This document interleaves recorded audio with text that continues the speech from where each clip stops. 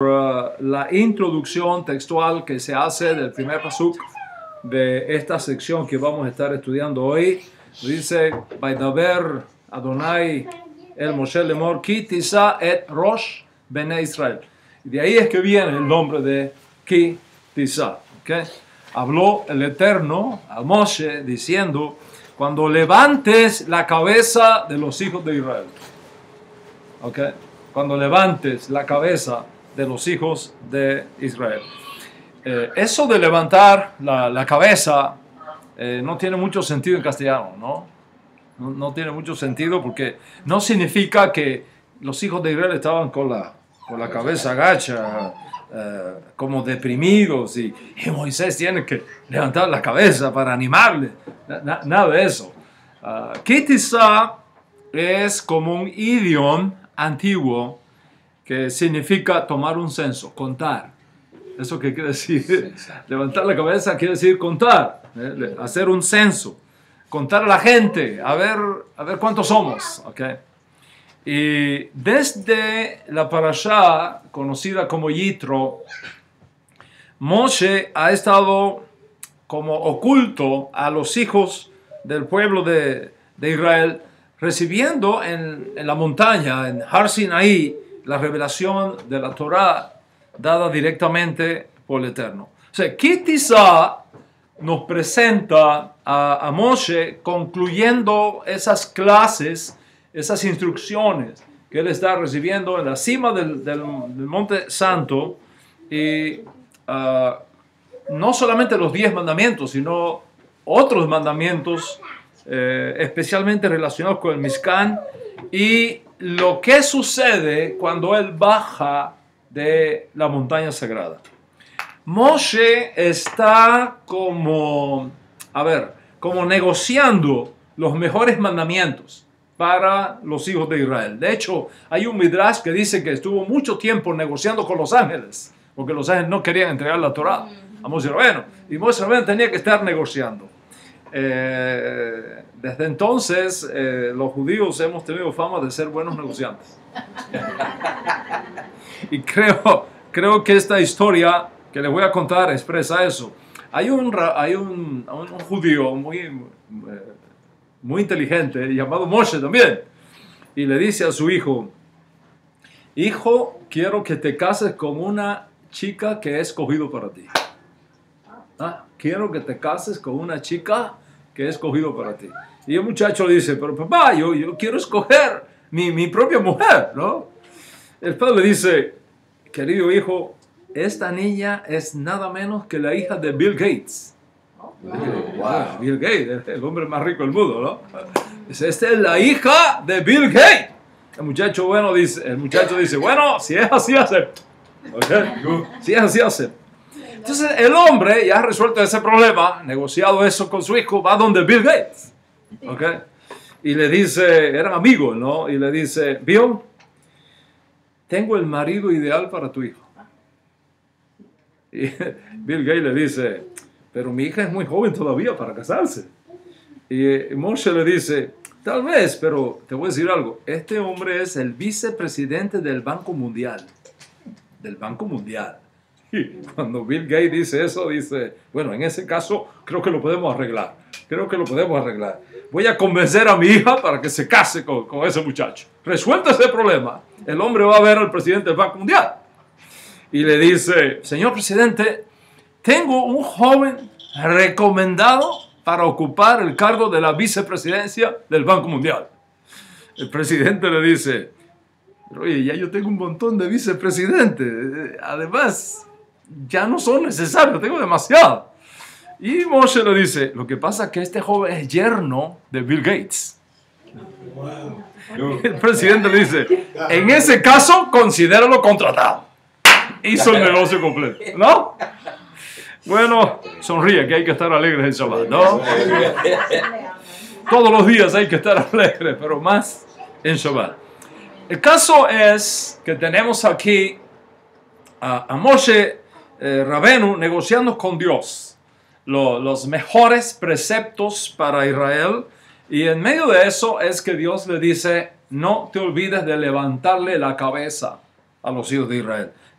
ordena un censo para los hijos de Israel. Y es aquí que se instituye una ofrenda de expiación valorada en el medio shekel de plata, que es el que recogemos todos los años. Este próximo Adar segundo, ese tiempo cuando recogemos el medio shekel de plata para cada persona. Dice la Torá, hay que recoger ese medio shekel para que no haya plaga entre ellos. Eso es un tema muy profundo, un misterio muy grande que hay ahí, y quizá en otro momento vamos a tratar ese tema del misterio del medio shekel para evitar la plaga. Y así comienza nuestra parashá. Así es que comienza nuestra parashá. Quiero dedicar esta parashá a la memoria de uno de los hombres que yo más he querido en este mundo, que es mi gran amigo y discípulo Amiel Llerena Shelita, de Venezuela, cuya memoria sea para bien y para paz en nuestra generación. Su partida, luego de una larguísima lucha de años con una grave enfermedad renal, ocurrió en el contexto de esta parashá Ki Tisa. Y Amiel para mí fue un ejemplo de amistad, de lealtad, de pasión por la redención, tenacidad en la lucha, disposición a sufrir lo ingente por causa del reino de Dios. Y no he conocido alguno de mis estudiantes con tanto nivel de compromiso con la redención en medio del dolor y la aflicción como lo fue Amiel Llerena. Que su memoria sea recordada para siempre en nuestra alianza y que su ejemplo continúe afectando y elevando la vida de generaciones por venir. Amén y amén. Amén. Pero hay algo más que quiero compartir con ustedes junto con la memoria de servir en medio del dolor y de la aflicción, como lo hizo Amiel en Venezuela. Y es que estamos orando hoy de una forma muy particular porque Dios bendiga a Venezuela, precisamente en esta parashá Ki Tisa. Amén. Amén.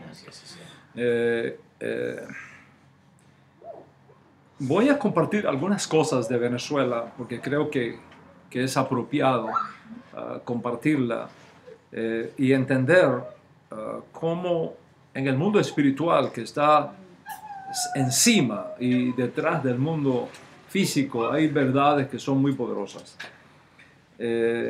Venezuela es una combinación extraña de un país que entra en bendición, que se aleja de la bendición y que Hashem le quiere regresar la bendición. Eso es lo que uno puede ver cuando analiza todas estas cosas que están ocurriendo desde el punto de vista espiritual. En 1938, escuchen esto, en 1938, dos barcos con insignia alemana, uno de ellos con un nombre muy interesante, Cariba, porque se relaciona mucho con Caribe, ¿no? El Caribia, así se llamaba ese barco, y otro barco más, partieron de la oscuridad de Alemania para América. Entre los dos barcos traían aproximadamente 251 judíos que estaban huyendo de lo terrible que estaba la situación con el nacionalsocialismo en el poder en Alemania, Hitler y demás. Ellos habían pagado sus visas y habían sido entregadas sus visas y venían básicamente querían ubicarse en Trinidad y Tobago. Los permisos en el camino fueron revocados. Olvídense de Trinidad y Tobago. Fueron rechazados casi por todo el mundo donde llegaron. Guyana inglesa los rechazó. Trinidad y Tobago los rechazó. trataron de acercarse a Dominicana en ese momento y el gobierno de Dominicana para entonces los rechazó. Bueno, de ahí fueron a Curazao, los rechazaron. De ahí fueron a Brasil, los rechazaron. Venezuela gobernaba para entonces el general López. Fue presidente de Venezuela de 1935 a 1941. El barco Caribia llega a La Guaira y no fue autorizado a desembarcar allí. Siguen para Aruba y cuando van camino hacia la isla de Aruba, reciben una noticia de que Venezuela había cambiado la mente y les estaba dando autorización para que desembarcaran en Venezuela. ¿Qué había pasado? Pues la comunidad judía internacional se estaba moviendo, por supuesto, y la comunidad judía israelita, que era pequeña pero importante todavía en esa época, también se estaba moviendo. Pero Dios tomó una mujer que cambió la historia de estos judíos, la esposa del presidente. La esposa del presidente, que era cristiana católica, y hay que reconocerlo, la verdad es la verdad. Cristiana católica, pero con temor de Dios. Insistió con su esposo. Usted sabe que cuando una mujer sabe moverse bien, hace del marido lo que quiere. ¿Okay? Porque la mujer sabia, con su cabeza, edifica su casa. Inteligentemente influyó en el presidente López y este autorizó la llegada de este navío a Venezuela. Teresa Núñez de López, que así se llamó ella, que en paz descanse en el Gran Edén, logró hacer posible que esto sucediera. Y en la madrugada del 3 de febrero de 1939 entró este barco por Puerto Cabello. Es interesante lo que dicen los historiadores de este hecho, porque cuando la gente estaba siguiendo esta noticia, ¿no? En aquella época, cuando los venezolanos del área se enteraron que por Puerto Cabello iban a entrar, encendieron las luces. Los que tenían coches, automóviles, fueron al puerto, encendieron las luces para que el barco pudiera ver por dónde atracar. Fue todo un espectáculo. Y finalmente llegaron. 24 días después, el otro barco llegó a La Guaira y le dieron a todos residencia permanente, ciudadanía venezolana. Eso es un acto que trajo bendición a Venezuela. No podemos negar. La Torá dice: bendeciré a los que te bendigan y a los que te maldigan, maldeciré. No solamente eso. En 1948, cuando se da en la Liga de Naciones el voto por la bipartición de la tierra de Israel, ¿okay? Una sección para los árabes y otra sección para los judíos, los árabes dijeron que no, los judíos dijimos que sí, y se votó por la bipartición de la tierra. ¿Sí o no? Ese fue el voto en lo que después vino a ser las Naciones Unidas.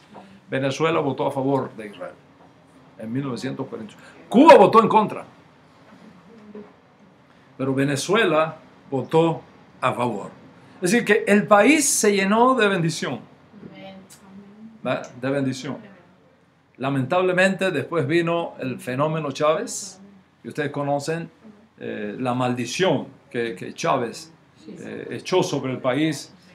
Creo que todos ustedes, porque ya esto ocurrió en nuestros días, escucharon lamentablemente al entonces presidente Chávez decir desde la más profundo de mis vísceras: maldigo al Estado de Israel. Lo dijo varias veces. Y la gente que está ahí aplaudiendo, ahí está en YouTube, eso es registro histórico de nuestros días. Y definitivamente una enorme maldición llegó sobre el país. algo terrible, terrible vino sobre el país. Pero no solamente pasó eso, sino que después, bajo la mano chavista, elementos del gobierno vestidos de malandros entraron en la gran sinagoga de Caracas y profanaron la sinagoga, profanaron los rollos de la Torá. Fue un desastre lo que hicieron allí. Entonces, vea lo que está pasando con este país. De una fuente de bendición se mueven desciende, todo el país desciende a un estratus de maldición. Pero ahora está pasando algo. En esta parashá Ki Tisa, que es la parashá donde partió al mundo por venir un sádic de nuestra generación, como fue el Moré Amiel Llerena, se está dando en Venezuela un cambio radical. La maldición se está transformando en bendición otra vez. Y es por eso que todos estamos unidos, rezando, orando, implorando al Eterno que revierta esa bendición. El presidente legalmente establecido por la Constitución actual de Venezuela y presidente interino de Venezuela, a pesar de que es cristiano, pero tiene temor de Dios.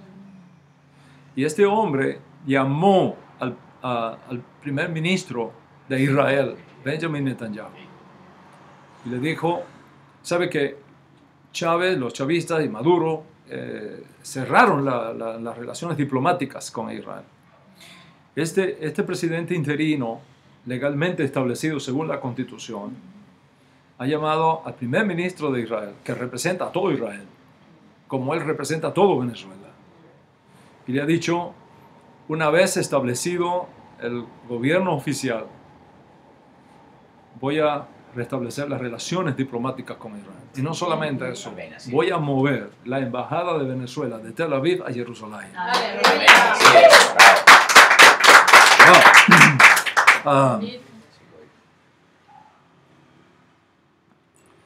La respuesta del primer ministro Netanyahu en nombre de todos los judíos del mundo fue: yo respaldo a Guaidó. Y esa frase, yo respaldo el nuevo gobierno de Guaidó, tiene una implicación profética impresionante. Si somos capaces de ver cómo se mueve el mundo desde la realidad espiritual que está encima y detrás de los escenarios que nosotros podemos ver, estoy creyendo en lo más profundo de mi corazón que los días más extraordinarios para Venezuela han llegado. Y que hoy, precisamente hoy, en este Shabbat, en esta parashá Ki Tisa, donde Moisés está negociando, donde Moisés está negociando con Hashem lo mejor para los hijos de Israel, se está negociando lo mejor para Venezuela también. Así es. Y por lo tanto, aunque estamos geográficamente lejos, nuestro corazón está hoy con todo Venezuela. Nuestro corazón está hoy con todos los venezolanos. Su lucha es nuestra lucha, su dolor es nuestro dolor, su esperanza es también nuestra esperanza. Bueno, obligado a decir esto porque lo tengo aquí adentro de mi alma, ya que Venezuela para mí representa mi segunda patria, porque cuando yo fui expulsado de Cuba en 1982, Venezuela me abrió los brazos y me dio residencia permanente, ¿okay? En momentos muy difíciles de mi vida, perseguido en Cuba. El gobierno de Venezuela me dio una visa de refugiado político y yo pude salir del infierno de Cuba a la bondad de esta gran nación. Y allá me nacieron dos hijos, Judith y Sami. ¿Cómo no voy a querer este país? ¿Cómo no lo voy a amar? ¿cómo no voy a rezar por él? ¿Cómo no voy a desear que la gloria del Dios de Israel llegue a esa nación? Amén. Y juntamente ahora con Brasil, y juntamente ahora con Colombia, Amén. y juntamente y muy pronto con República Dominicana, Amén. se puedan levantar naciones en nuestra América hermosa diciendo, el Dios de Israel también es nuestro Dios. Amén. Esa es la esperanza y ese es el sueño, que la Torá pueda transformar no solamente personas, pueda transformar también naciones, pueda transformar generaciones. Bendito es el pueblo cuyo Dios es Adonai, el Dios de Israel. Bueno, esto es lo que tenemos en esta parashá, y por eso quería dedicarla a estas realidades tan importantes que tocan en lo más profundo de nuestro corazón. Bueno, dicho esto, quiero invitarles a que veamos dos escenarios que se dan en paralelo en esta parashá. Dos escenarios. El primer escenario está ocurriendo en Monte Sinaí. Ese es el primer escenario. El segundo escenario está ocurriendo abajo, en la planicie. ¿Okay? En el primer escenario está Moshe Rabbeinu con los ángeles, con Dios, negociando con Dios. En el segundo escenario están los hijos de Israel esperando el regreso de Moshe Rabbeinu. Piensa en estos escenarios que son tan importantes. Moshe está en el monte Sinaí. Está allí por 40 días, por 40 noches. Tiempo en el cual Hashem le está revelando leyes y regulaciones que él luego va a incluir en la Torá. Pero a medida que esto se fue prolongando y Moisés seguía la montaña, ¿qué pasa en el segundo escenario? ¿Dónde está la gente? ¿Dónde están los hijos y las hijas de Israel? Las personas que están ahí abajo, los Israel que están ahí, comienzan a dudar si Moisés estará vivo o no estará vivo. Recuerden que en esa época pues no había celulares para mandar los mensajes de Moshe, ¿estás bien? ¿Okay? No existían celulares. El que nos sacó de la tierra de Egipto, ¿qué ha pasado con él? ¿Dónde está? Y entonces se acercan con una extraña petición a Aarón. Y le dicen, ven Aarón, haznos una imagen. Oiga esto. Haznos una imagen de un Dios que vaya delante de nosotros. Porque este Moisés no sabe qué ha pasado con él. El hecho de que recurran a la idolatría es sorprendente.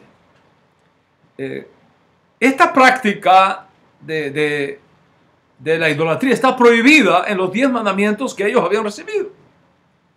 Ellos escucharon, esta misma gente que le está diciendo a Aarón, haznos un Dios, había escuchado la voz de Hashem diciéndole, no tendrás dioses delante de mí. No te harás imagen ni semejanza. Ellos habían escuchado eso. Pero lo más sorprendente no es eso. Lo más sorprendente es el papel de Aarón en los eventos que le siguieron. Cuando la gente se acercó con esta extraña petición, que es una violación evidente de los 10 mandamientos, Aarón no protesta. No protesta. No solamente no protesta, se une de alguna manera a esta petición diciendo, ok, denme los aretes y las cosas de joyas, de oro y eso que ustedes tienen, que les voy a hacer un becerro de oro. Aarón. Entonces uno se pregunta, ¿qué le sucedió a Aarón? este líder tan importante, el primer Cohen Gadol de nuestra historia. Un hombre tan elevado espiritualmente, de una santidad impresionante, el sembrador de la paz ante los hijos de Israel. ¿Qué le pasó a Aarón? Que le hizo colaborar con este pecado. En la búsqueda de una respuesta, los sabios antiguos se enfocaron en un solo individuo. Empezaron a seguirle la pista a ese individuo. ¿De quién fue ese individuo? Hur. Ese fue el personaje. ¿Por qué? Hur era, literalmente hablando, la mano derecha de Moshe Rabbeinu. La mano derecha de Moshe Rabbeinu era Hur. Dice la Torah que cuando los amalecitas, los hijos de Amalek, atacaron por la retaguardia a los hijos de Israel, Moshe Rabbeinu envió a Yahshua a librar esa batalla. Y mientras Yahshua estaba abajo librando esa batalla, él estaba arriba de un peñasco orando a Hashem para que bendijera a Yahshua. Pero las manos se le cansaban, la batalla era larga, las manos se cansaban. Entonces, ¿quiénes vinieron a soportar los brazos de Moshe Rabbeinu? Aarón y Hur. Aarón y Hur. ¿Ok? Ahí estaban ellos dos. ¿Ok? Ellos dos.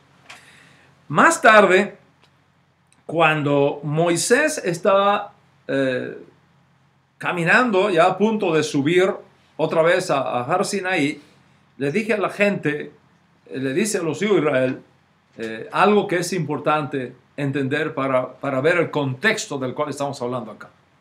Ese contexto que está en Éxodo 24 dice así, mire las instrucciones que dio Moshe Rabbeinu. Sí, él se fue, él se va a ausentar, pero no deja al pueblo descabezado, no deja al pueblo desorientado, él deja instrucciones. Okay, yo no voy a estar, pero esto es lo que ustedes van a hacer en el tiempo que yo no esté con ustedes. Voy a leer las instrucciones de Moshe Rabbeinu. Dice así, entonces se levantó Moisés con Yahshua, su ayudante, y subió al monte de Dios. Y Moshe dijo a los ancianos, ¿quiénes son los ancianos? Los líderes de Israel, ¿no?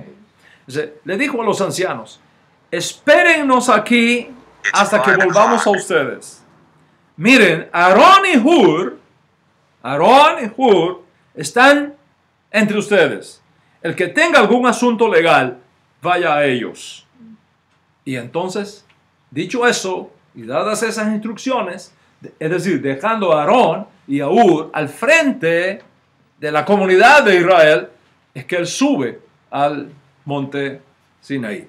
Entonces, quedó clarísimo para los rabinos antiguos que junto con Aarón, Hur fue el líder elegido por Moshe Rabbeinu.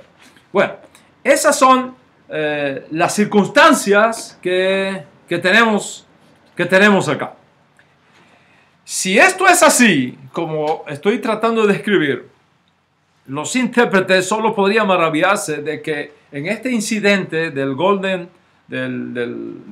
becerro de oro, nunca se menciona Hur. Solo Aarón. ¿Se da cuenta? La pregunta es, si Moshe Rabbeinu deja sus dos mejores líderes, que es Aarón y Hur, y toma a Yahshua para ir al encuentro con Dios y negociar con Dios a favor de Israel, ¿cómo es posible que en todo el evento del becerro de oro no aparece Hur? No aparece. No hay evidencia textual de que los hijos de Israel consultaron con Hur y con Aarón. Moisés dejó a los dos, pero solamente aparece Aarón. ¿Dónde está Hur? Es aquí donde entra el Midrash para llenar ese gap que hay ahí. Y en ese Midrash se dice que al primero que los hijos de Israel consultaron fue a Hur. ¿Y qué hizo Hur? No, aquí no hay becerro de oro. Aquí no hay otro Dios. aquí no se mueve nadie hasta que venga Moshe Rabén. Y entonces, ¿qué pasó? Por haberse negado a sus deseos idólatras, lo mataron. Levantó una chusma de allí y lo mataron.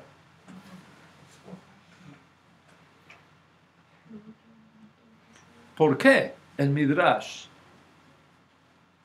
relaciona esto con Ur? ¿Por qué el Midrash crea esta historia para llenar ese gap? Tiene sentido. ¿Por qué? Porque en la antigüedad, como ahora también todavía en la tradición judía, los niños son introducidos al oficio de sus padres. Es decir, en la tradición judía, los padres tenemos la responsabilidad de pasarle a nuestros hijos un oficio. Un oficio con el cual se puedan ganar la vida dignamente cuando sean adultos. Y la metalurgia, trabajar con metales, fue un arte que se transmitía por tradición familiar, de padre a hijo.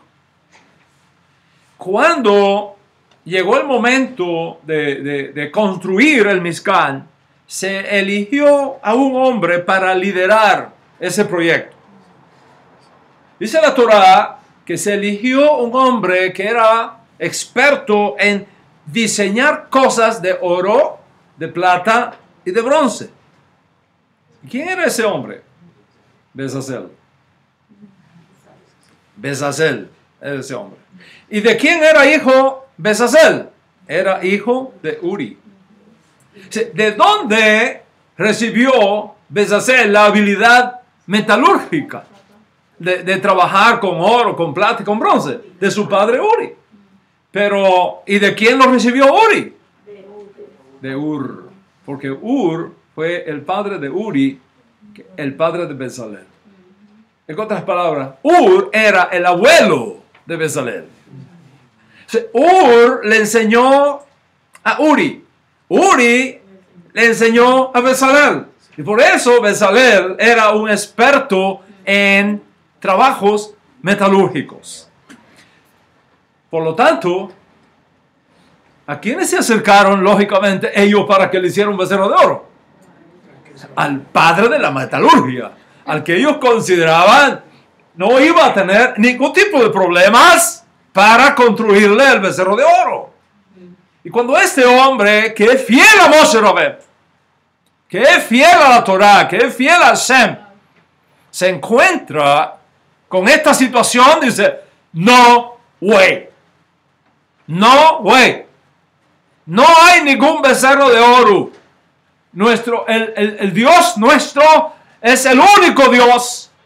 No vamos a hacer eso. No voy a hacer eso. No me presto para eso. Y de aquí no se mueve nadie hasta que llegue Moshe Rabbeinu. Porque no tenemos otro líder dado por Dios a nosotros que no sea Moshe Rabbeinu. Esperemos que Él venga. Aunque se demore, Él va a venir. ¿Y qué hicieron aquella gente? Que pedía un becerro de oro a toda consta, lo lincharon. Y en ese contexto, entonces, llegan a donde está Aarón. Ya había matado a Ur, ahora llegan a donde está Aarón. Dice la Torá que después de haber formado esto del becerro de oro, vio y construyó un altar delante de él. ¿Qué es lo que vio Aarón?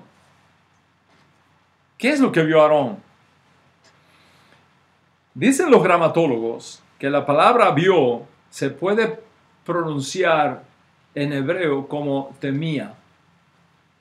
Y es exactamente lo que hace el Midrash. Cambia vio por temía. Aarón no fue un cobarde. Aarón no fue un cobarde, pero temía. Temía algo. Temía que si se negaba a continuar con esa petición que le estaban haciendo, la misma gente que había matado a Ur, lo iban a linchar a él también.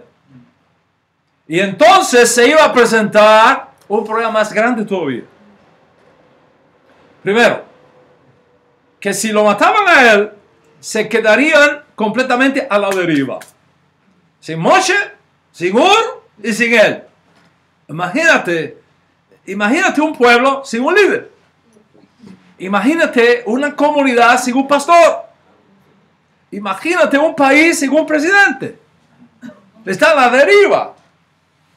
Eso iba a ser un problema. Y segundo, si lo mataban a él como Cohen Gadol debido al oficio que él tenía, no porque si era bueno, no porque si era malo, no porque si hacía las cosas bien o porque si hacía las cosas mal, por el oficio divino que estaba en él, por la unción que estaba en él, por la posición que Dios le había dado.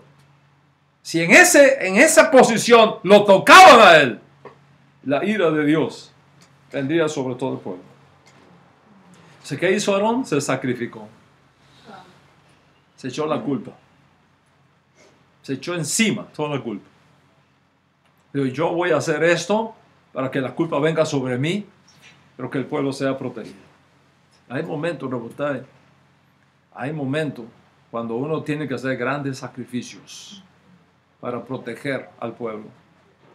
Hay momentos donde uno tiene que negarse a sí mismo para proteger al pueblo. Y eso es exactamente lo que hizo Aarón. Se echó la culpa a él mismo. Se sacrificó bajando a la oscuridad de la idolatría para poder preservar la vida de todo Israel. ¿Dónde están conmigo hasta aquí? Sí, vamos a dejar este escenario aquí por un momento y vamos a otro escenario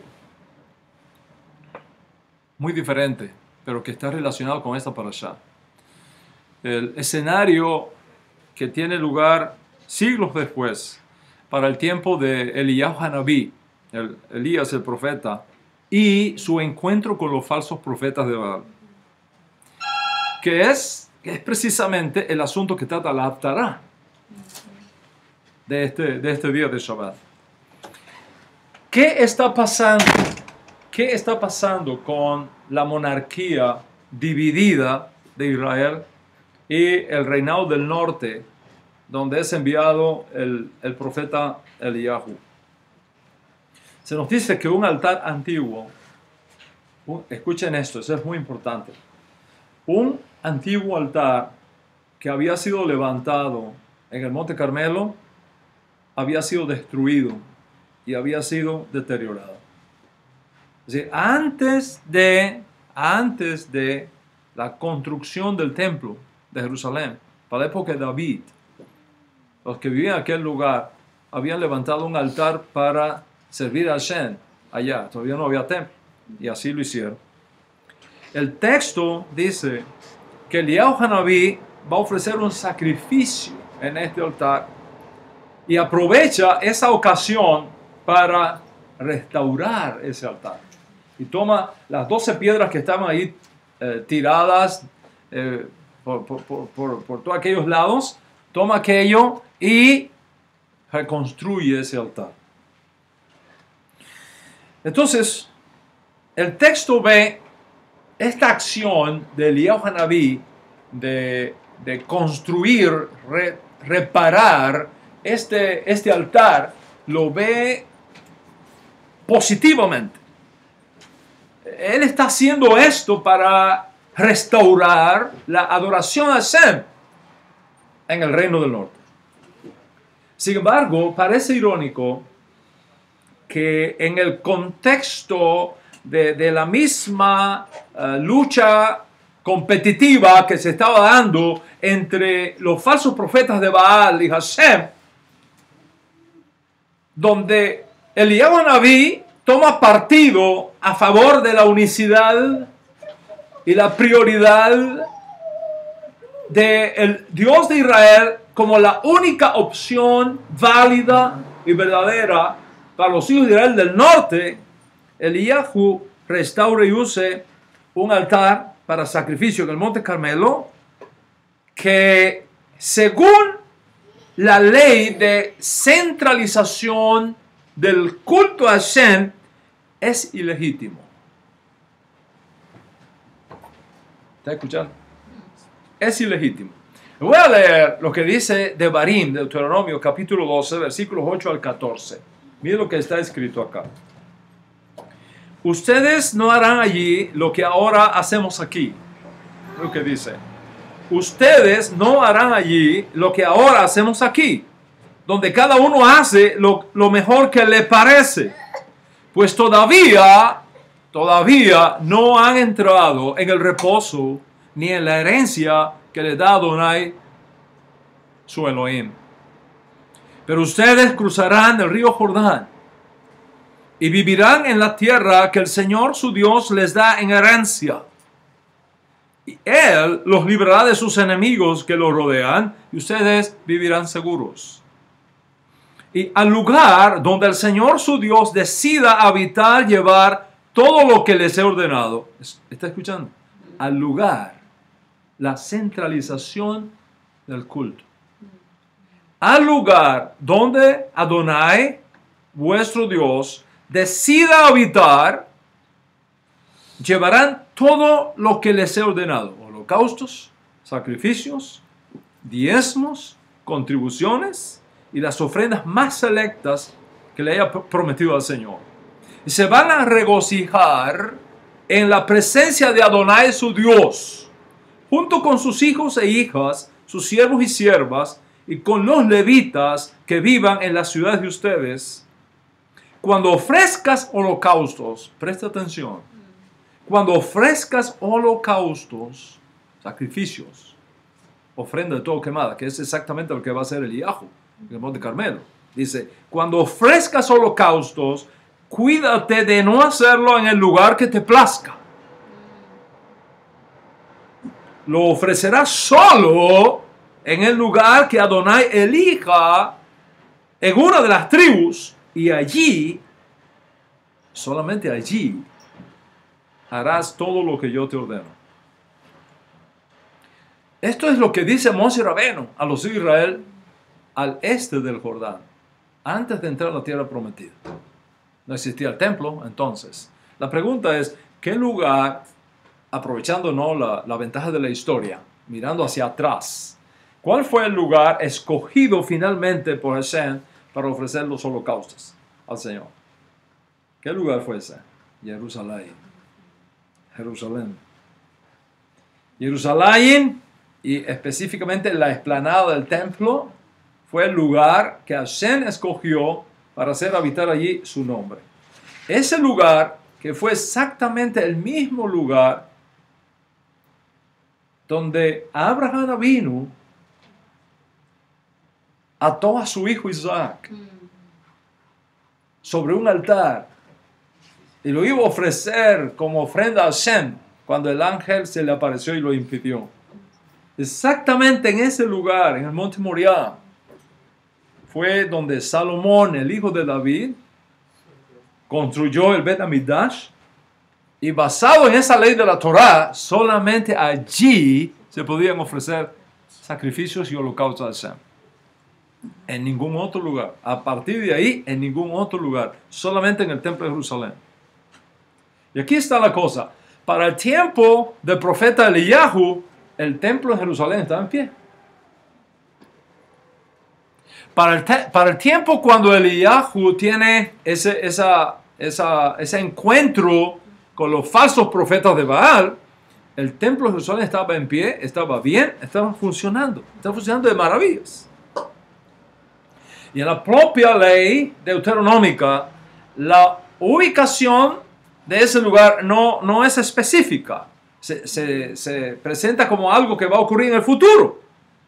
Sin embargo, para el tiempo de Eliyahu, eso que fue dado impreciso en Deuteronomio, ya era un lugar bien ubicado, bien conocido y funcionando en Israel. De hecho, Salomón aclara estos puntos el día cuando consagra el templo de Jerusalén. Les voy a leer lo que dice 1 Reyes, capítulo 5. Dice así: Salomón envió este mensaje a Irán. Irán es el rey de Líbano. ¿Okay? Salomón envió este mensaje a Irán. Sabes que mi padre David no pudo construir una casa para el nombre de Hashem, su Dios, debido a los enemigos que lo rodearon. Hasta que Adonai los había colocado bajo la única...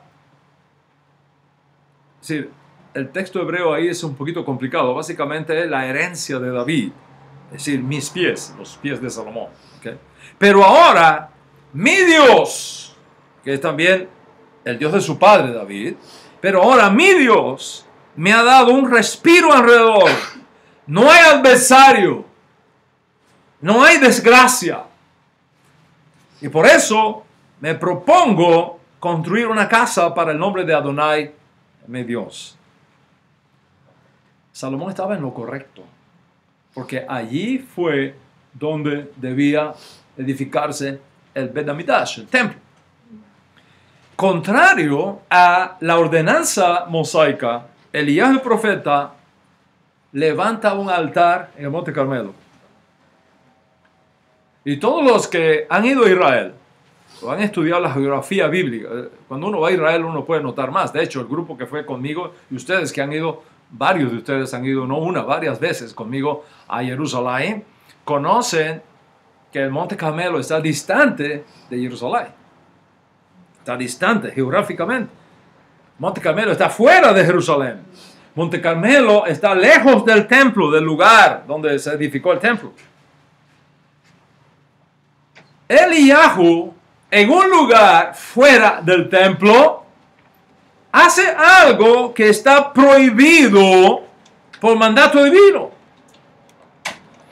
Y aquí está la paradoja. Hace algo que está prohibido para la gloria del Dios de Israel.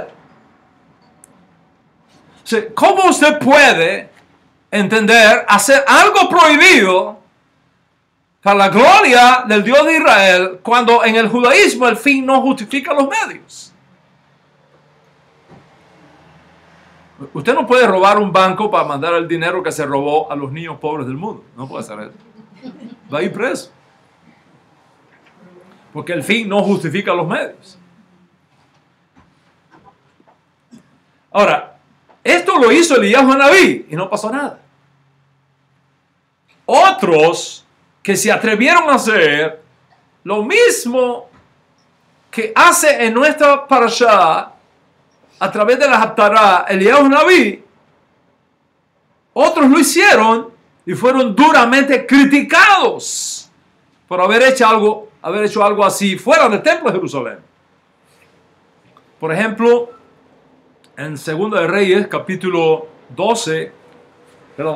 16, verso 4, el escritor sagrado critica al rey Acaz por esta desobediencia mesiánica, diciendo que a sus muchos pecados, escuche bien, a sus muchos pecados añadió uno más. ¿Cuál fue el que añadió más? Dice, sacrificó e hizo ofrendas en el Bamot, así dice la Torah, en el Bamot, en los lugares altos. En un lugar, o sea, en las colinas y debajo de cada árbol frondoso. Sacrificó e hizo ofrendas en lugares altos debajo de cada árbol frondoso. ¿Por qué se critica? Porque está haciendo algo prohibido por la Torah. ¿Qué es lo que está prohibido por la Torah? Construir un altar y ofrecer un sacrificio a Dios fuera de la centralidad del templo de Jerusalén. Solo a Salomón se le da una dispensación al comienzo de su reinado para usar el Bamot, el lugar alto, cuando el templo todavía no estaba construido. Si estos altares en lugares altos para hacer sacrificio a Hashem fuesen realizados en un tiempo cuando el Bet Hamikdash no estaba construido, estaba permitido. El problema es hacerlo después que el templo está construido. Salomón ofreció en lugares altos, altares a Hashem en lugares altos, cuando el templo todavía no estaba construido. Pero a partir de la construcción de Bet HaMikdash, no se podía hacer. O sea, presentar sacrificios y holocaustos a Hashem en lugares altos, cuando el templo no estaba construido, no hay ningún problema. No hay ningún problema. El problema es hacerlo después que el templo está construido. La pregunta es, ¿cómo es posible que Eliyahu Hanabí realice un acto prohibido por la ley deuteronómica, reciba el respaldo de Hashem? Porque fuego vino del cielo y consumió el holocausto. ¿Cómo es posible que Eliyahu Hanabí, sobre una prohibición de la Torah, haga algo que tiene la bendición de Dios?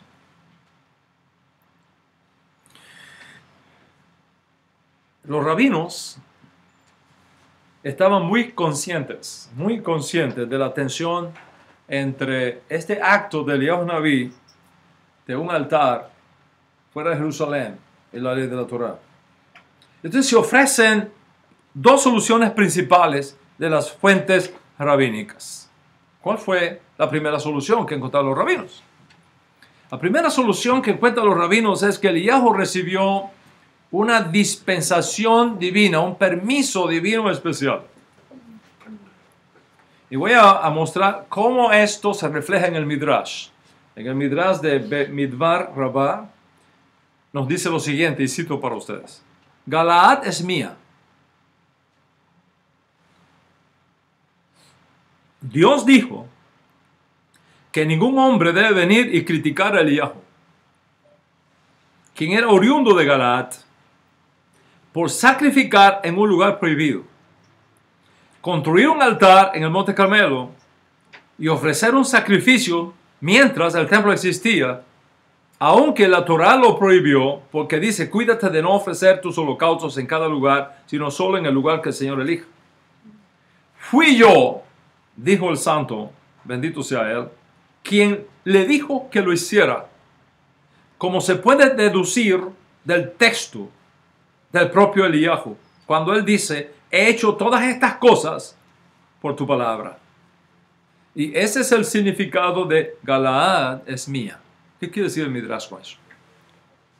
Lo que quiere decir el Midrash con eso, cuando explica qué significa que Galaad es mía, es que en ciertas condiciones, cuando el honor de Dios está en peligro, y cuando la salvación de todo un pueblo está en peligro, un profeta tiene un permiso especial de Hashem por anular una ley de la Torah temporalmente hasta que pase ese peligro y entonces se reinstituye la ley original. Eso es básicamente lo que está diciendo aquí el Midrash. El Talmud, en el Tratado Jerusalmi de Ta'anit 2.8, nos dice otra alternativa que voy a presentar para ustedes. Dice así el Talmud Jerusalmi en el Tratado Ta'anit 2.8. Elías, como profeta, tenía la autoridad de anular una ley de la Torah en circunstancias extraordinarias. ¿Está escuchando? Sí, un profeta, cuando es auténtico, no un payaso. Un profeta, cuando es auténtico, según la autenticidad y la legitimidad establecida por la Torah, no por los hombres, por la Torah. En ciertas circunstancias, puede hacer cosas que pareciera ir en contra de un mandamiento de la Torah. Por ejemplo, Hashem prohíbe a los profetas y prohíbe a los sacerdotes casarse con prostitutas. Y sin embargo, a un profeta Dios le dijo, cásate con una prostituta. Leas el libro de Oseas para que vean. Hashem diciéndole a un profeta, que es el hombre de mayor santidad en una generación, cásate con una prostituta. Que todo el mundo sabía que era una prostituta. ¿Cómo es posible que eso suceda? Hay misterios aquí muy profundos. Si tengo tiempo y ustedes me aguantan, voy a descubrir algunos de esos misterios. Pero llevo mucho tiempo sin venir por acá para terminar tan rápido. ¿Okay? Pero vamos a ver si me aguantan.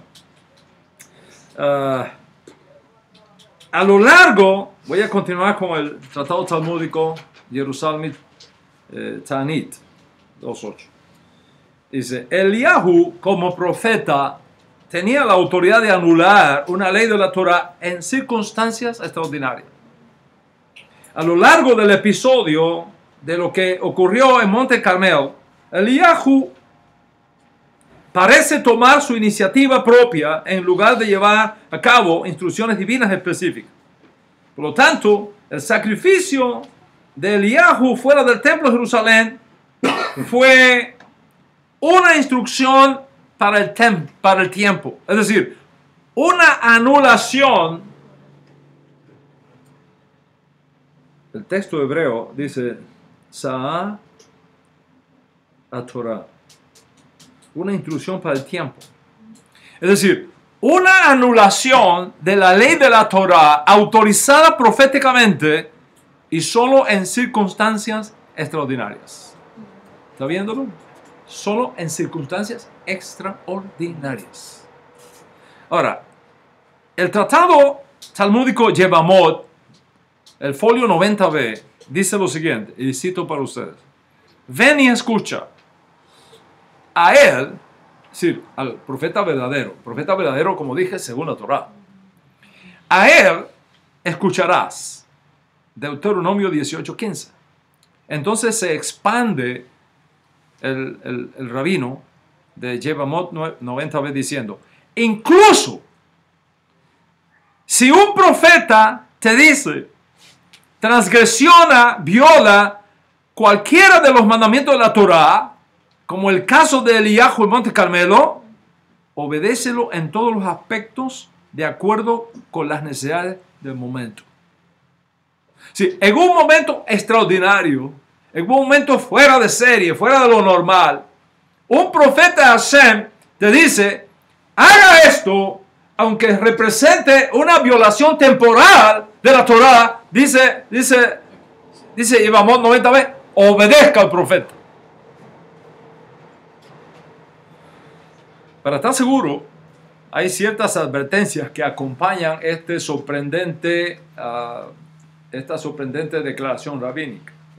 En otras palabras, para obedecer a un profeta en circunstancias que implique una violación temporal de la Torah, algo que va en contra de la Torah, tienen que darse ciertas circunstancias. Esas ciertas circunstancias son lo que definen si eso es algo realmente extraordinario o fuera de serie. Primero, la instrucción del profeta de violar una ley de la Torah tiene que ser con la intención de guardar un mandamiento mayor de la Torah. ¿Está escuchando? Es decir, tú no puedes violar un mandamiento de la Torah por uno menor.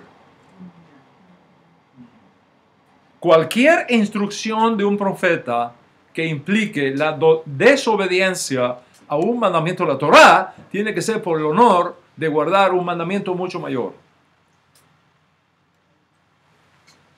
Si no hay un mandamiento mayor, no procede.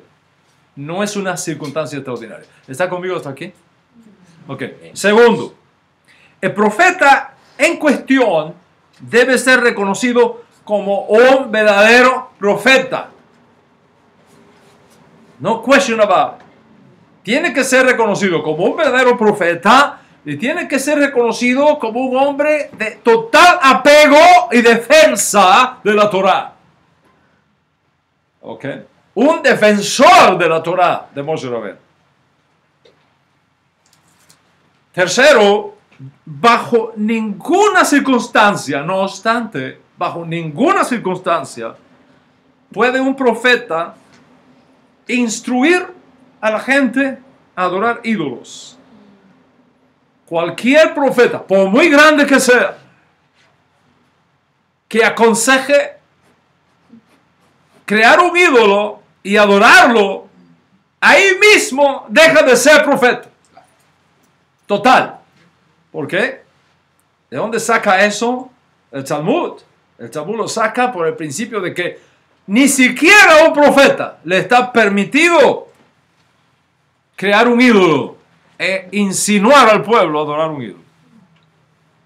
O sea, cuando tú tomas todos estos criterios, hay otros criterios más, ¿no? Pero no vamos a entrar en esos detalles, esos son los más importantes. Cuando tú tomas estos criterios y los aplicas a Eliyahu Hanabí, te das cuenta que él cumple con esos criterios y se convierte en el ejemplo por excelencia de un Sha'at Torah profética, de una anulación profética temporal para guardar un mandamiento superior y que una vez sea alcanzado, se restaure el mandamiento inferior. Es decir, en ciertas circunstancias y para la gloria de Dios y para la gloria de la Torah, a un profeta se le permite descender a un lugar de oscuridad para tomar de ahí abajo las chispas de santidad que están exiliadas en ese lugar y elevarlas para la gloria de Dios y para el honor de la Torah. Y eso es lo que explica por qué el gran comentarista sefardí don Isaac Abarbanel entiende lo que quiso hacer Elías en Monte Carmel. Le voy a citar para ustedes del comentario de Abarbanel, uno de mis comentaristas sefardíes favoritos, donde él dice lo siguiente, y cito: el significado no es que Eliyahu hizo esto a través de un mandato divino, necesariamente, sino que lo hizo para la gloria del nombre de Dios y su Torah, que era su palabra. En otras palabras, lo que movió a Eliyahu Hanabí a anular temporalmente un mandamiento de la Torah fue para causar que el pueblo de Israel en el norte pudiera ser salvado de la idolatría, de la adoración a Baal, pueda ser redimido, pueda ser levantado, las chispas de santidad que estaban perdidas allí pudieran ser retomadas y traídas de vuelta para imponer el dominio absoluto del Dios de Israel sobre todo el reino del norte.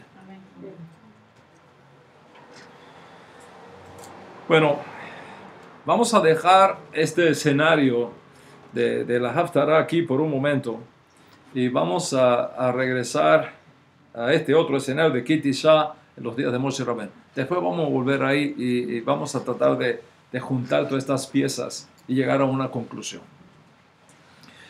Moshe desciende. El pueblo está desenfrenado. Está danzando, está adorando a un becerro de oro.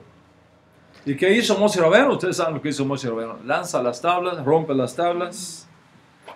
Moshe prepara 2 nuevas tablas y el Eterno permite que el pacto sea renovado otra vez. Subiendo luego al monte, el Eterno muestra a Moshe Rabbeinu los 13 atributos de misericordia, los cuales son revelados proféticamente a Moisés. Y estos 13 atributos de misericordia son tan importantes, que se repiten prácticamente todos los días en nuestro tiempo de rezo. Los 13 atributos de misericordia. Son tan importantes que es parte integral de la liturgia de Yom Kippur. Es inconcebible, por ejemplo, un servicio de Yom Kippur sin mencionar, no una, varias veces, los 13 atributos de misericordia. Esos 13 atributos de misericordia, Moram Rabotai, revelan la esencia del Dios de Israel. ¿Está escuchando? Revelan la esencia del Dios de Israel. Pero aquí está el punto. Que como nosotros no somos ángeles, sino seres humanos, y que como seres humanos hemos sido creados a imagen y semejanza de Hashem, así como la esencia en el ADN de Dios, si pudiéramos hablarlo de alguna manera antropomórficamente, y nosotros provenimos de esa esencia, porque somos hechos a su imagen y semejanza. Tú y yo tenemos también esos 13 atributos de misericordia adentro de nosotros. En nuestra neshama. Porque todo lo que Dios tiene por ser nosotros hechos a su imagen y semejanza, lo tenemos en miniatura. Pero lo tenemos adentro de nuestra neshama. Si le pertenecen a Hashem, nos pertenecen también a nosotros. Y es importante descubrir eso, esos 13 atributos, y sacarlos y vivir con ellos nuestra vida diaria. Entonces, yo me he enseñado, y no me canso de enseñar, que el secreto de un pedagogo, el secreto de un maestro, no está simplemente en pasar información a sus estudiantes. Lo grande de un maestro no es simplemente pasar información, es educar. Y educar significa ser capaz de tomar el potencial escondido que está dentro de tu discípulo y sacarlo. Esa es la verdadera relación entre maestro y discípulo. Si tú lo que quieres es un maestro simplemente para que te entretenga con buenos estudios, pero no moldee tu vida, no saque esos recursos y esos atributos que están escondidos adentro y haga que marches correctamente, entonces tú no puedes decir que tú eres un discípulo. Tú eres un oyente, pero no un discípulo. Un discípulo es uno que es disciplinado en la Torá, que obedece a su maestro, aunque no entienda. Obedece por principio, obedece a su maestro, para que ese maestro pueda sacar de adentro de ti todo el recurso escondido de Dios que está adentro de ti, para que con esa riqueza que fluya adentro de ti, tú puedas hacer tu trabajo y entrar al mundo por venir. Porque tu papá y tu mamá, como dijo el Moré, cuando me presentó acá, tu papá y tu mamá fueron instrumentos de Hashem para traerte a esta edad presente. Pero tu rabino es instrumento de Hashem para llevarte al mundo por venir. Amén. No es simplemente tener un rabino para que te deleite con buenas clases de Torah. Es un rabino, es tu maestro que en ciertas circunstancias te va a disciplinar, te va a exigir, te va a levantar la vara para sacar de ti todas las riquezas que Dios ha escondido adentro de ti. Y que no sale sino a través del esfuerzo, de la dedicación, de la disciplina, de la perseverancia. Como un atleta no puede sacar su riqueza si no entra bajo el cuidado de un coach que saca de él lo mejor para que gane la medalla de plata, la medalla de oro o el triunfo en la competencia que viene. Partiendo de este principio, así como Dios tiene 13 atributos de misericordia, así también nosotros debemos demostrar en la vida diaria esos 13 atributos y vivir por ellos. Si nosotros somos capaces de sacar de adentro de nosotros, que están ahí, porque Hashem lo puso ahí, nos sopló, venimos de Él. No somos ángeles, los ángeles no tienen eso. No somos animales, los animales no tienen eso. Pero los seres humanos tenemos eso porque somos a imagen y semejanza de Elohim hechos. Lo tenemos ahí adentro, aprender a vivir por ellos. Les voy a mostrar cómo vivimos por ellos. Los 13 atributos de misericordia aplicados a tu vida diaria. Primero, tolerancia. Tienes que aprender a ser tolerante. Ese es número 1. Número 2, paciencia con los demás. Como Hashem tiene paciencia con nosotros. Porque quiero preguntarte, aquí entre tú y yo, ¿ha tenido Hashem paciencia contigo o no? ¿Ah? ¿Moré? Hashem ha tenido paciencia contigo. Está colmado.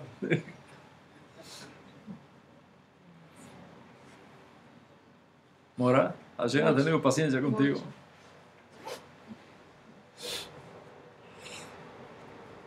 Y conmigo ni hablar. Paciencia. Sí. ¿Cómo está tu paciencia con los demás?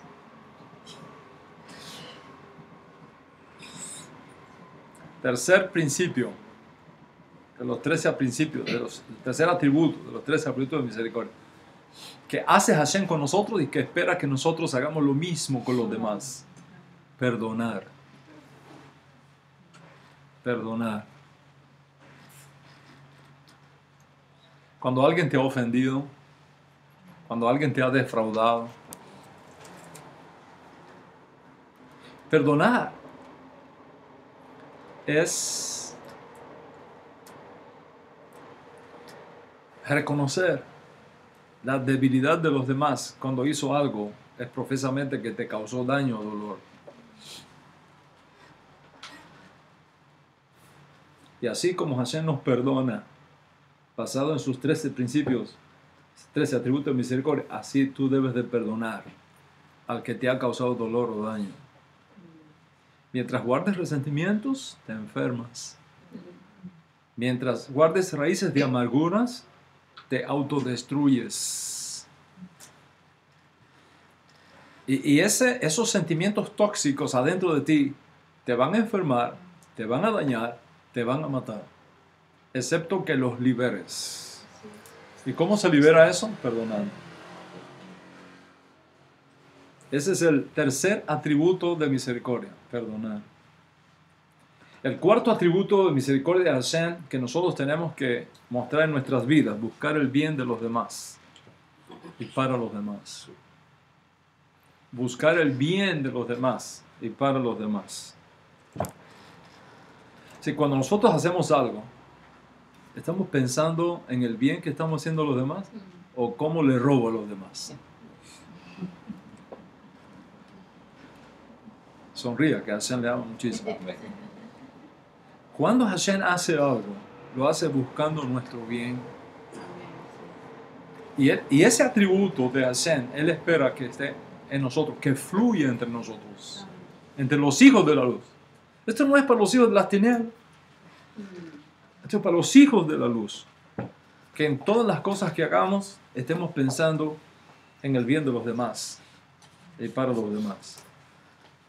El quinto atributo de misericordia de Hashem que está escondido adentro de nosotros. No guardar ira. Hashem es lento para la ira.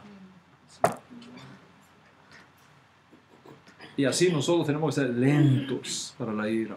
¿Okay? No guardar la ira. El sexto atributo de misericordia es realizar actos de bondad. Como hace Hashem. Realizar actos de bondad. El séptimo atributo de misericordia, que está en la Neshama de Hashem, y que está en nuestra Neshama por nuestra conexión con Él, porque a su imagen fuimos hechos, es amar y buscar el bien a cualquiera que te ha hecho daño y que desea rectificar ese daño. ¿Está escuchando? Esto es diferente de perdonar. Perdonar es una cosa. Facilitar que esa otra persona que te hizo daño corrija su actitud contigo. Corrija su relación contigo. Facilitar que esa otra persona haga tikún del error que cometió es un atributo de misericordia. Como hace Hashem con nosotros, que nos da la oportunidad de corregirnos. No solamente nos perdona, nos da la oportunidad de que nos corrijamos en aquello que hicimos mal. El octavo principio de misericordia. Recordar las buenas acciones de los demás y olvidar sus malas acciones. Dice Hashem, yo me olvido Qué maravilla, ¿no? Yo me olvido de tus errores. Me olvido de tus errores. Hashem tiene mala memoria cuando de nuestros errores se trata. Y por lo tanto, recordar las buenas acciones de los demás. Todas las cosas buenas que una persona hizo por ti. Los otros días, yo no sé si ustedes lo recibieron, porque yo lo mandé al chat de ustedes, de los hombres, creo. Sí. De acá. Creo que lo mandé. De un profesor muy famoso de primer grado, de primaria, que llega y le dice a los muchachos, así se tiene que aprender la tabla de multiplicar. ¿Ok? 9 por 1, 9. 9 por 2, 18. 9 por 3, 27. 9 por 4, 36. 9 por 5, 45. 9 por 6, 54. 9 por 7, 63. 9 por 8, 72. 9 por 9, y el profesor puso 91. Es 81, pero él puso 91 en la pizarra. Dice, ¿cómo lo ven, muchachos? Y todos se echaron a reír. Dice, ¿por qué se ríe? Dice, cometiste un error. Pusiste 91, es 81. Dice, gracias. Esa es la lección que quería mostrarle. ¿Cuántas veces lo hice bien? 8 veces. 8 veces. 8 veces. ¿Cuántas veces fallé? Una. Entonces, Pero ¿dónde pusieron ustedes el ojo? en la una. ¿En las 8 cosas buenas que te hice o en la una que me equivoqué? Pusiste los ojos en la una que me equivoqué. ¿Y cuántas veces nosotros en la vida real hacemos exactamente eso? Una persona que ha vivido cuidándote, amándote, mimándote, sirviéndote, se equivocó una vez y por esa vez que se equivocó, lo anulas, lo acabas. Le destruyes todo lo que hizo a favor de ti en un segundo.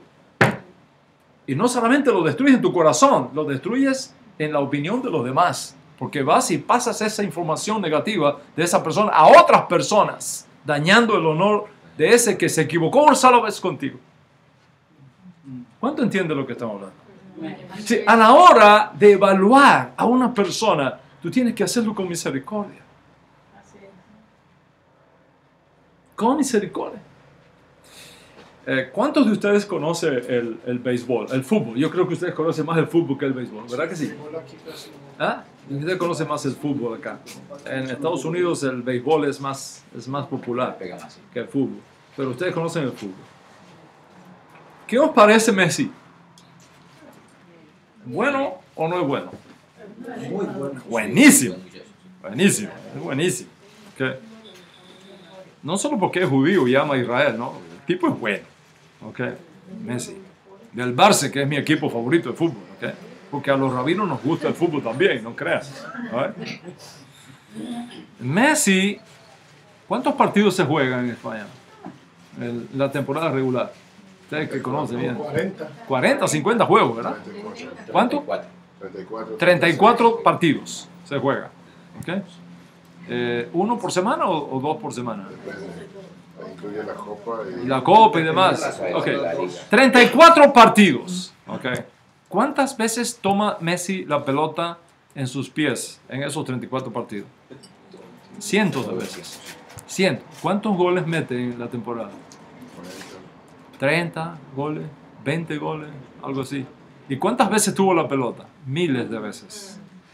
Miles de veces tuvo la pelota en la mano, mete solo 30. Y es una estrella. Es una estrella. Messi se gana en un minuto lo que tú y yo nos ganamos en 5 años.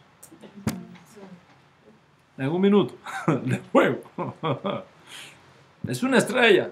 En el béisbol, un pelotero que va 10 veces al bate y falla 7 veces, 7 veces, y 3 veces lo hace bien, es una estrella. ¿Cómo tú evalúas a los demás? ¿Cómo evalúas a tu esposa? ¿Cómo evalúas a tu esposa? ¿Cómo evalúas a tus hijos? ¿Cómo evalúas a tu jefe? ¿O a tus súbditos?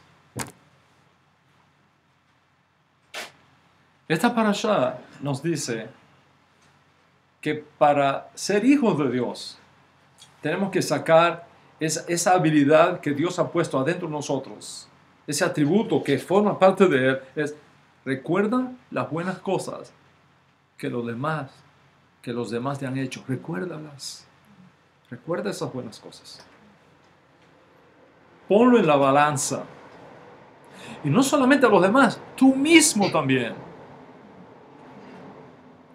No te puedes pasar la vida juzgándote negativamente. Hice mal, hice mal, hice mal, hice mal. No. Hay cosas que tú hiciste bien, hiciste correctamente. A la hora de evaluarte, no puedes decir, soy un desastre, no sirvo para nada, mira lo que hice. Sí, es cierto que te equivocaste acá, pero has hecho un montón de cosas hermosas y buenas. Y así como ese atributo de misericordia de Hashem le hace recordar las buenas acciones de los demás, se espera de nosotros que recordemos también las buenas acciones de aquellos que hicieron por nosotros y de nosotros mismos. ¿Cuántos están conmigo hasta aquí? Sí. Amén. Ahora tenemos el noveno atributo de misericordia. ¿Cómo aplica ese noveno atributo de misericordia en nuestras vidas? Sentir compasión por los demás. Sentir compasión por los demás. Así como Hashem tiene compasión de nosotros. Sentir compasión por los demás. Incluso por los malos. Incluso por los malos. ¿Usted no se ha dado cuenta que a pesar del gran milagro del cruce del Mar Rojo, Hashem nunca nos ha dado un mandamiento para recordar la muerte de los egipcios en el Mar Rojo? Observa, lee la Torah. No hay ningún mandamiento en la Torah para recordar la muerte de los egipcios. ¿Por qué? Dice el Midrash que cuando los hijos de Israel se fueron a regocijar por la muerte de los egipcios, Hashem se los prohibió. Digo, no se regocijen, ellos también son mis hijos. Ellos también son mis hijos. Son misterios muy profundos. Nosotros los padres, que amamos tanto a nuestros hijos, a veces los muchachos hacen cada cosa. Que mi papá, que en paz descanse en el Gan Eden, decía, niño pequeño, problema pequeño. Niños grandes, problemas grandes. A veces esos pelados hacen cada cosa. Que uno dice, Dios mío, ¿de dónde sacó esto? ¿Cómo?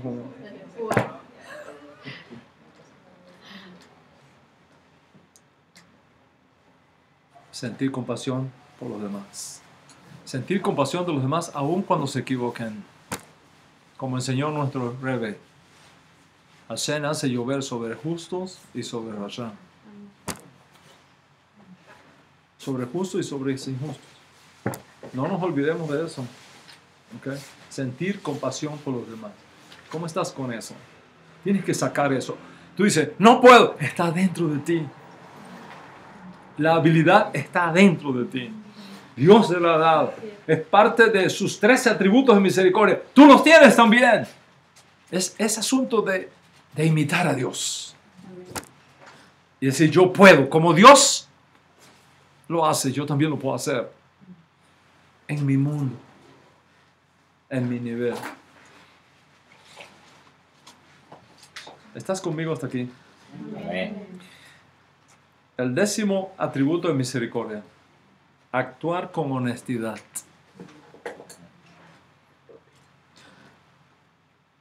Actuar con honestidad. Actuar con transparencia. No tener agendas escondidas. Dios no tiene agendas escondidas con nosotros. Dios no nos hace picardías.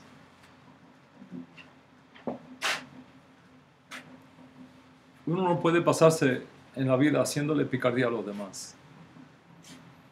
Yo tuve un profesor que admiré mucho y él decía en las clases de ética, él decía, si los pícaros supieran el valor de la honradez, serían honrados por picardía.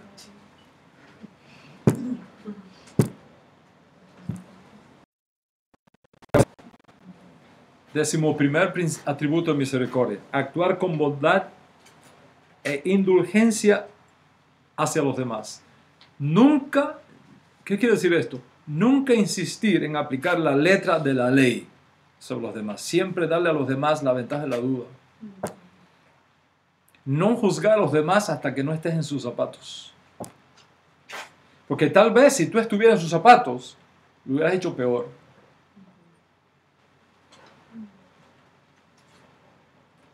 No aplicar la letra de la ley, porque la letra mata. El espíritu vivifica. La letra mata. Ese es el 11º principio. El 12º principio de atributo de misericordia es maravilloso. Ayudar a los demás a arrepentirse y no guardarles rencor. Porque eso es lo que hace Hashem con nosotros. Nos ayuda a arrepentirnos. Nos estimula a arrepentirnos. Dice el Talmud que basta que Hashem vea tu intención de corregirte del tamaño de la punta de un alfiler. ¿De qué tamaño es la punta de un alfiler? ¿Cuál es el espacio que ocupa la punta de un alfiler? Muy pequeño. O sea, basta que Dios vea tu intención de corregirte del tamaño de la punta del alfiler para abrir para ti las puertas del universo. Sí, Dios nos ayuda en nuestro proceso de arrepentimiento. Él nos ayuda. De la misma manera, tenemos que ayudar a los demás en su proceso de arrepentimiento y no guardarles rencor. Y el 13º principio de misericordia que está grabado dentro de nosotros, buscar maneras, mira esto, buscar maneras de mostrar misericordia y compasión por los demás, aunque no encuentres en ellos ningún factor atenuante. Porque precisamente, Moran Berrabutai, el perdón, la gracia y la misericordia solamente pueden funcionar, solamente tienen ocasión de manifestarse cuando la otra persona no lo merece. Porque si la otra persona lo merece, ya no es gracia. Si la otra persona lo merece, ya no es misericordia. La misericordia y la gracia solamente operan cuando no hay factor atenuante en el otro lado. Porque así es que Hashem nos trata a nosotros. Y como esos principios de misericordia fueron revelados a Moshe Rabenu en Monte Sinaí, y como nosotros hemos sido hechos a su imagen y semejanza, todos nosotros tenemos adentro esa capacidad. Lo único que necesitamos es sacarlas, ponerlas a funcionar. Al momento que tú decides imitar a Dios y al momento que tú decides parecerte a Dios, entonces se te va a dar la ocasión para que puedas aplicar estos atributos y puedan fluir de ti. Y te vas a maravillar de las cosas que Hashem va a hacer contigo cuando tú decidas imitar a Dios. Eso es lo que quería compartir de esta parasha. Hay tantas cosas aquí, hay tantos recursos aquí. Pero quiero terminar con esto. Moshe Rabenu está en el monte Sinaí. Pero en un punto determinado tuvo que descender. Y cuando descendió se encontró con 1000 problemas. Es un reflejo de nuestras vidas. La vida tiene momentos cuando tenemos que descender y encontrarnos con problemas que nunca imaginamos que iba a suceder. Y cuando eso ocurre, tenemos que aprender que el Dios que ayudó a Moshe Rabbeinu nos va a ayudar a nosotros también. Sí, hay momentos que Hashem permite que desciendas. Hay momentos cuando Hashem permite que desciendas. ¿Pero sabes por qué? Porque te quiere levantar con una gloria más grande.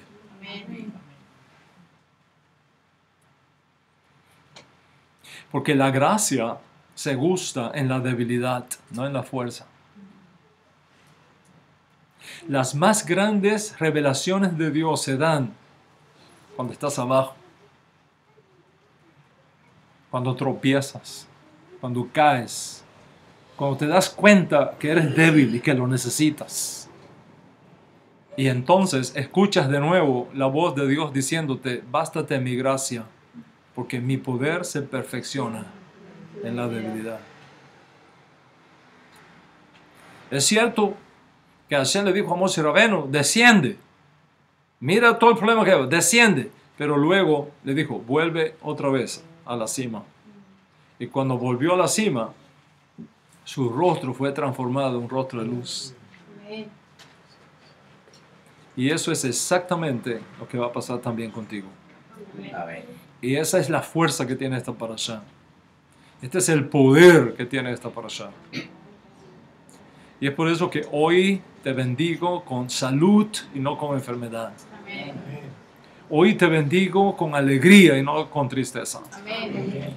Hoy te bendigo con abundancia y no con escasez. Amén. Y hoy te bendigo con la fuerza de tu capacidad para sacar de adentro de tu alma estos 13 atributos de misericordia.